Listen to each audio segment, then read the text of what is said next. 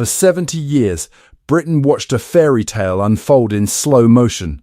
A princess who fell in love at 13, a dashing naval officer who gave up his career for her, and a marriage that outlasted every other royal union in recorded history.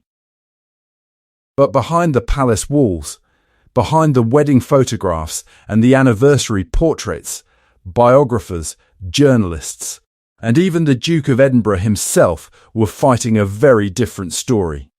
One involving secret folders of newspaper clippings, a furious husband threatening lawsuits, and rumours so persistent that Buckingham Palace was forced, for the first time in its history, to publicly deny that the royal marriage was in trouble. So which version is true? The fairy tale or the folder of clippings? This is the story of Queen Elizabeth II and Prince Philip's marriage. 73 years, the longest of any British monarch, and one of the most publicly scrutinised relationships in modern history. By the end of this video, you'll understand exactly what the rumours were, where they came from, what evidence actually exists behind them, how the Queen and Prince Philip responded when confronted with them, and what people who actually knew this couple, not tabloid writers guessing from a distance, say really happened inside that 73-year marriage. Let's start with how it began, because the fairy tale version of this story is at least partly true. Elizabeth first met Philip in July 1939, when she was just 13 years old. Her family, King George VI, Queen Elizabeth, and her younger sister Princess Margaret, visited the Royal Naval College at Dartmouth, where an 18-year-old cadet named Philip Mountbatten, a Prince of Greece and Denmark by birth, was assigned to help entertain the visiting royal children. By most accounts, Elizabeth was immediately taken with him. Biographer Sally Bedell-Smith later put it plainly: she fell in love, and in Smith's words, she never looked at anyone else again. What followed wasn't a whirlwind romance so much as a slow-burning one, conducted largely through letters while Philip served with the Royal Navy during the Second World War. He proposed in 1946. They married on November 20th, 1947, at Westminster Abbey, in front of 3,000 guests, including 6 kings and 7 queens. A moment of genuine national celebration in a country still grey with post-war rationing and austerity. Lady Pamela Mountbatten, Philip's cousin and one of Elizabeth's bridesmaids, later described the mood of the day vividly, after years of grey austerity. The golden coach and the crowds made the whole occasion feel genuinely exciting to a country that badly needed something to celebrate. At the wedding breakfast, Elizabeth's father, King George VI, said simply that his daughter was marrying the man she loved. Philip, newly naturalised as a British subject and having given up his Greek and Danish titles to marry her, said he was proud of his country and his wife. Elizabeth herself, in a quote widely recorded from the engagement, said she asked for nothing more than that she and Philip should be as happy together as her own parents had been. It's worth pausing on how genuinely unusual that courtship was for its time, and how much it complicates the idea that this was purely a fairy tale from day one. Elizabeth wasn't simply falling for the first eligible man she happened to meet. Philip was, in fact, a member of an extremely limited pool of potential partners considered even remotely suitable, given the rigid expectations around royal marriages at the time. He was a great-great-grandson of Queen Victoria, connected to European royalty through both his Greek and Danish bloodlines. Yet he'd also spent much of his childhood being shuffled between relatives and boarding schools across Europe after his own family effectively scattered following political upheaval in Greece. King George VI reportedly had real doubts about the match early on and distrusted Philip's ambitious uncle, Lord Mountbatten, who many courtiers suspected of manoeuvring the relationship along for his own family's benefit. Whatever the political undercurrents, the marriage went ahead anyway, and by every surviving account from people who were actually in the room, the emotional core of it, at least in those early years, was genuine. At that point, nobody expected Elizabeth would become queen anytime soon. Her father was in his early 50s. Philip fully intended to continue building a career in the Royal Navy, a career he was, by all accounts, genuinely excelling at. But 5 years into the marriage, in 1952, King George VI died and 25-year-old Elizabeth became queen. Philip was forced to abandon his naval career entirely, stepping into a role that had never really existed before in quite the same way. The husband of a reigning female monarch expected to walk one step behind his own wife for the rest of his life, in a culture and a century that had very little precedent for what that should look like. That transition is where the real strain in this marriage actually began, not with an affair, but with an identity crisis that Philip never fully stopped wrestling with. And it's also where the rumours started. Now here's the controversy, the part of the story that the Crown and decades of royal biographers have turned into one of the most persistent mysteries in modern British history. Did Prince Philip actually cheat on the Queen? The rumours trace back almost to the beginning of the marriage, in October 1948, while Elizabeth was pregnant with their first child, the future King Charles III. Philip reportedly had dinner and danced at a nightclub with a British stage actress named Pat Kirkwood. The press ran with it, characterising Kirkwood as Philip's mistress. Kirkwood denied it for the rest of her life, insisting nothing romantic had happened between them, and complaining that the rumours had damaged her reputation, while Philip largely just ignored the gossip rather than addressing it directly. The two reportedly stayed in touch by letter for years afterward, letters that a royal author named Michael Thornton eventually gained possession of.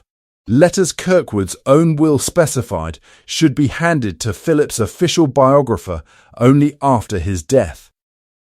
Then came 1956, the year that really cemented the rumours in the public imagination. Philip spent 5 months away from his wife and young children, sailing the seas aboard the royal yacht Britannia on a tour of the Commonwealth. His closest companion on that trip was his private secretary and old naval friend, Mike Parker. Parker's own marriage collapsed not long afterward, and his wife, Eileen, eventually leaked the story of her husband's infidelities to a newspaper, a scandal that, fairly or not, cast suspicion on Philip simply because of who he'd chosen to travel with. Speculation about what exactly happened during those 5 months at sea has never fully gone away. The following year, in 1957, press speculation grew serious enough that Buckingham Palace felt compelled to respond directly, something it had essentially never done before. Newspapers were reporting that the Duke of Edinburgh was romantically involved with an unnamed woman he supposedly met regularly at a West End apartment belonging to a society photographer. The palace issued a formal statement declaring flatly that there was no truth to any rumour of a rift between the Queen and the Duke. It was, by most royal historians' accounts, the first time in history the palace had ever issued a direct denial of marital trouble. Over the following decades, more names circulated.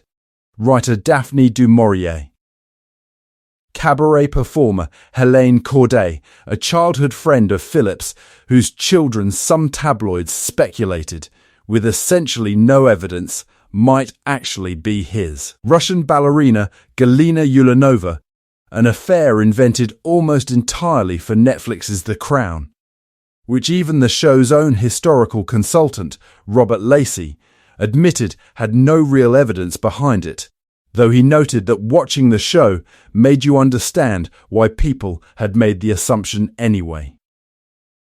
Decades later, royal author Ingrid Seward, who spent years investigating the allegations for her book on the couple's marriage, admitted candidly that in all her research, she never landed on a conclusive answer either way.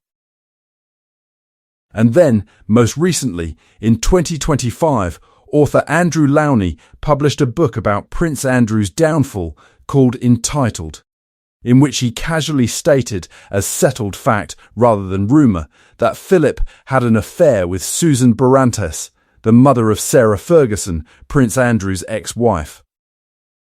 Lowney didn't hedge the claim at all, he simply wrote it into the narrative describing Andrew's own wedding, referring to Philip and Barantes as the father of the groom and mother of the bride, lovers, dropping what amounted to a historical bombshell in a single unqualified sentence. So how did Philip himself actually respond to all of this, across 7 decades of speculation? For the most part, publicly he ignored it.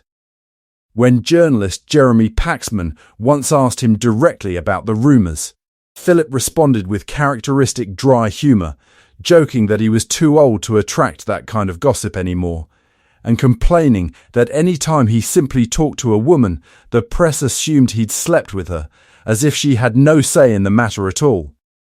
He called the whole thing absolute cuckoo. But privately, according to people who actually knew him, the rumours bothered him far more than his public jokes let on.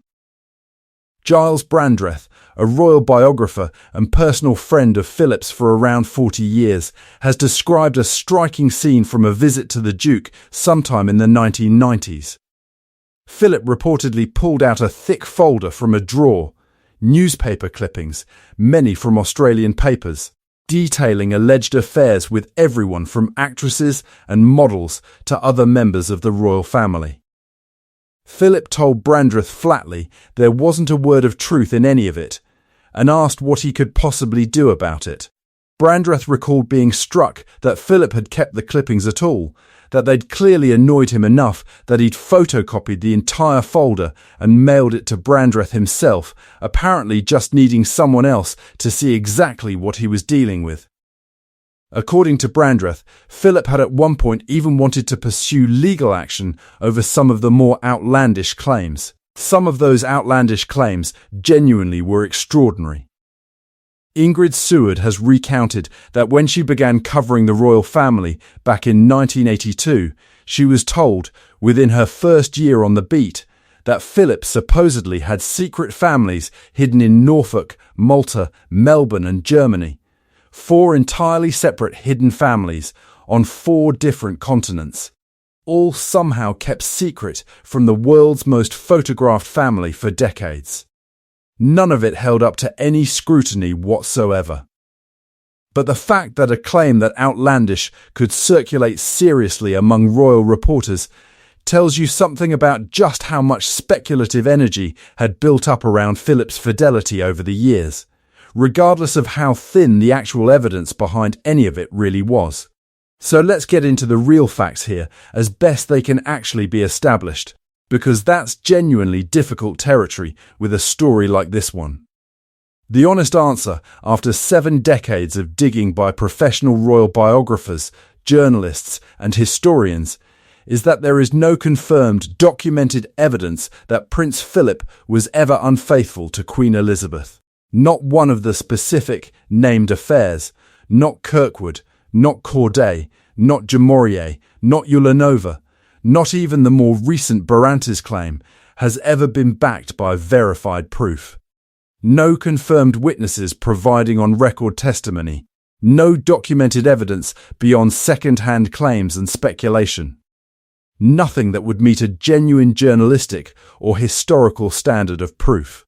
At the same time, it would be dishonest to pretend the question is entirely settled either.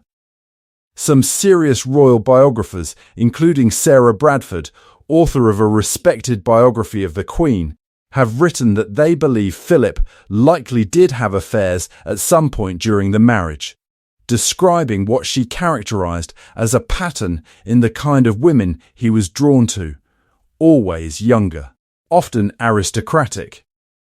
Robert Lacey, someone who spent years studying Philip's life closely enough to become the Crown's own historical consultant, said, essentially the same thing. That there was no hard evidence, but that once you understood Philip's personality and the culture he moved through, you could understand why so many people assumed it anyway. That's really the honest state of the evidence. Persistent suspicion from people who studied Philip's life closely, sitting alongside a complete absence of documented proof, and repeated, forceful denials from Philip himself and from those closest to him. Andrew Morton, the author who famously worked with Princess Diana on her own tell-all book, addressed this directly in his more recent biography of the Queen, writing plainly that despite the press calling Philip a ladies' man for decades, there is no actual evidence that he was ever unfaithful to his wife. Now let's actually analyse what was going on here, because I think this story is more interesting than a simple yes or no question about infidelity. The first thing worth understanding is just how unprecedented Philip's role actually was. Britain had never really had a template for what a female monarch's husband was supposed to be. Male consorts throughout history had occasionally wielded real power through their wives, which is precisely why earlier generations of courtiers had been so wary of the arrangement in the first place. Going back to the Tudor era, some advisors genuinely worried that a female monarch's husband could end up ruling in all but name.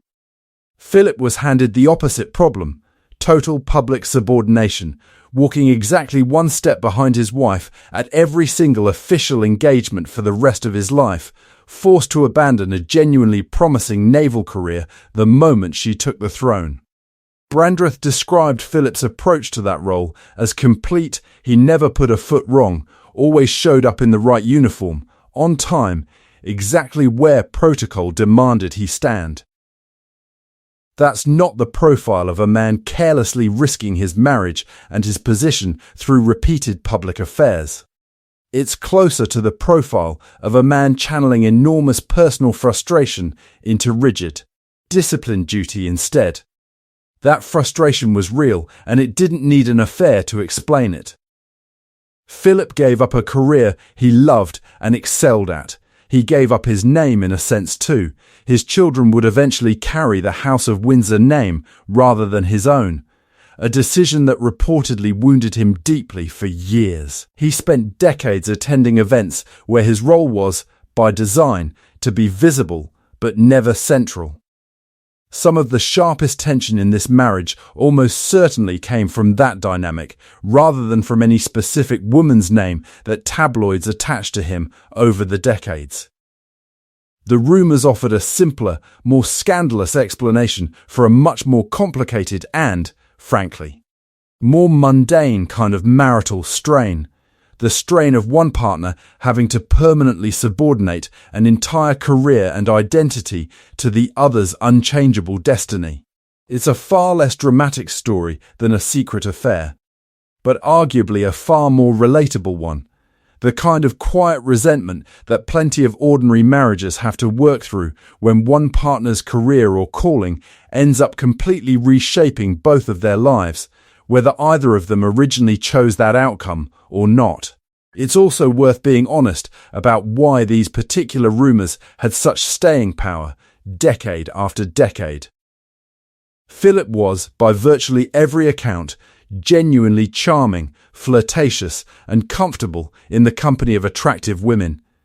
In an era and social class where that kind of behaviour was considered far more socially acceptable than it would be viewed today. Brandreth himself has described Philip as having what he called flirtatious friendships throughout his life, drawing a clear distinction between that and infidelity, but acknowledging that Philip's whole generation and social world operated with looser boundaries around close platonic friendships between men and women than would be tolerated now. That distinction, flirtation versus affair, is exactly the kind of nuance that tabloid coverage, and later dramatised television, had very little incentive to preserve. And the Crown itself deserves real scrutiny in this story. because it took thin, unproven rumours and rendered them as confident dramatic fact for a global audience of tens of millions. The show depicted a full storyline suggesting an affair with Russian ballerina Galina Ulanova, despite the production's own historical consultant admitting there was no actual evidence behind it.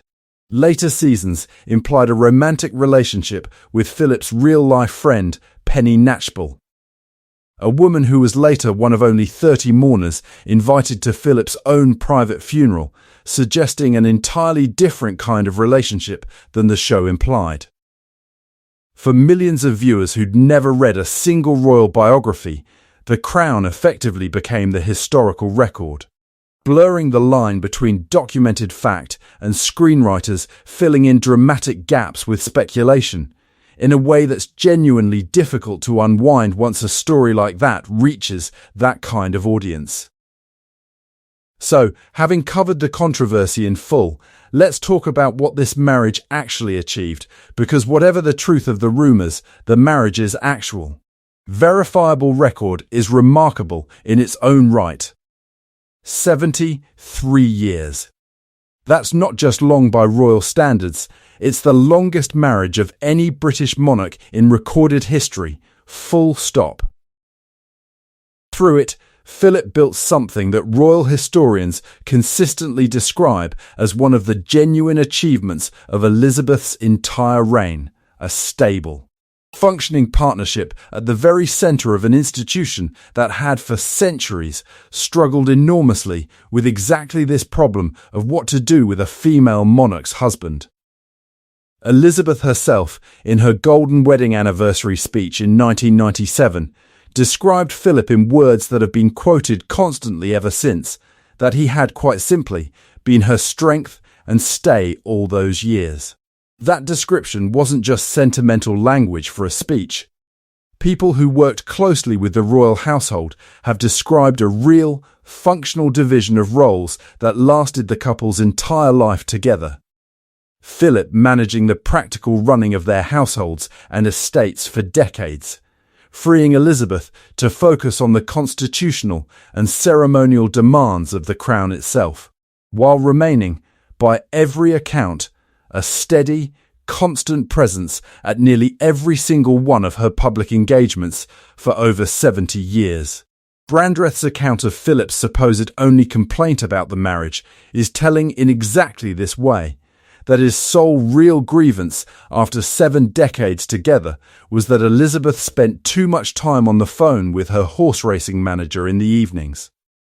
That's an oddly domestic, almost mundane complaint for a marriage that tabloids spent decades trying to paint as scandal-ridden.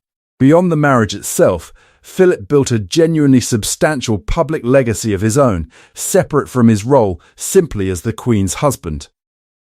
He founded the Duke of Edinburgh's Award, a youth development programme that by the time of his death had reached millions of young people across more than an estimated 140 countries, encouraging structured volunteering, physical activity, and skill building among teenagers regardless of their background.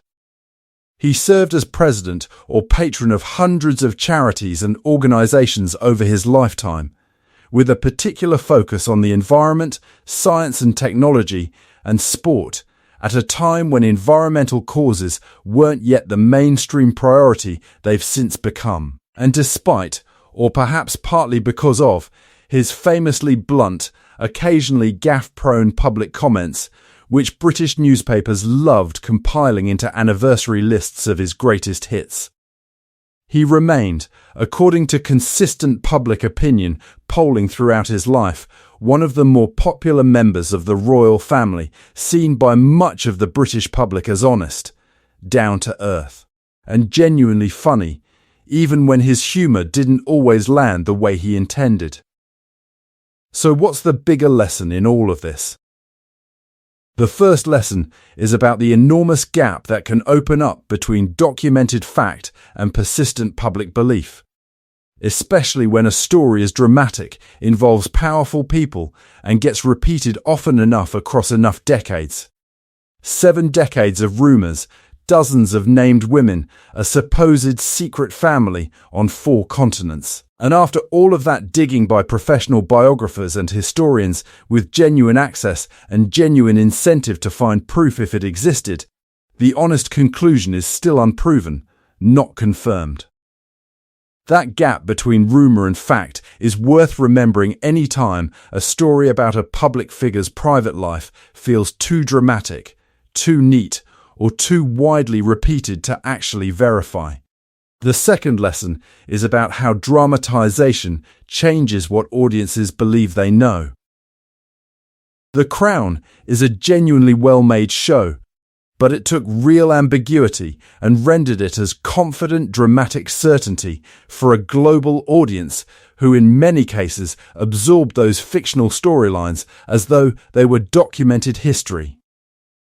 That's not unique to this particular show. It's a pattern worth watching for anywhere fiction and biography intersect around real, still remembered public figures.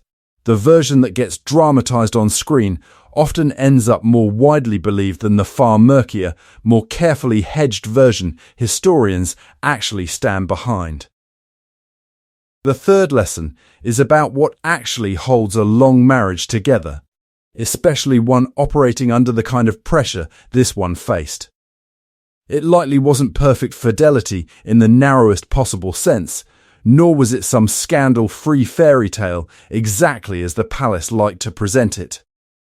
It was probably something closer to what Brandreth described, complete loyalty to a shared purpose, discipline, and duty sustained across decades. Even when the personal cost of that duty, a lost career, a lost name, a life spent walking exactly one step behind, was clearly, visibly real and difficult for the person paying it.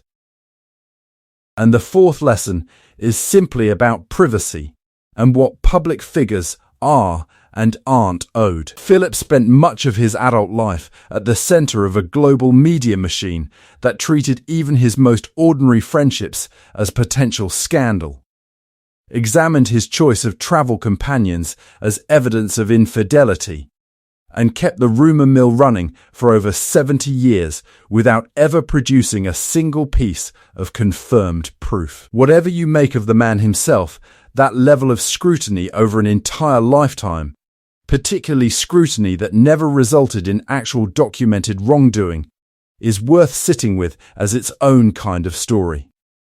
One about the costs of fame and public life that have nothing to do with whether the rumours were ever true at all. So where does that leave Queen Elizabeth II and Prince Philip's marriage now that both of them are gone? It leaves us with 73 years together, ending only with Philip's death in April 2021 at 99 years old. It leaves us with a folder of newspaper clippings Philip apparently kept for decades. Evidence not of guilt, but of how much the unproven rumours genuinely wore on him. It leaves us with biographers still disagreeing, honestly and without resolution, about what really happened during those 5 months at sea in 1956, or in that West End apartment in 1957, or in any of the dozens of other moments tabloids turned into scandal over 7 decades. And it leaves us with a public golden anniversary speech delivered by the Queen herself, describing her husband as her strength and stay, words that, whatever else remains unresolved about this marriage, were never once retracted, contradicted, or walked back across the 50-plus years that followed. Maybe that's the most honest place to end this story. Not with a verdict, because the facts don't actually support one, but with the simple observation that a marriage built to survive 70 years under that level of public scrutiny, whatever really happened behind closed doors, was clearly built on something a lot sturdier than the fairy tale headlines ever gave it credit for. Thanks for watching. If this story changed how you think about royal history, or about the gap between what gets dramatized and what actually gets proven, let me know in the comments, and don't forget to subscribe for more stories that go beyond the headline.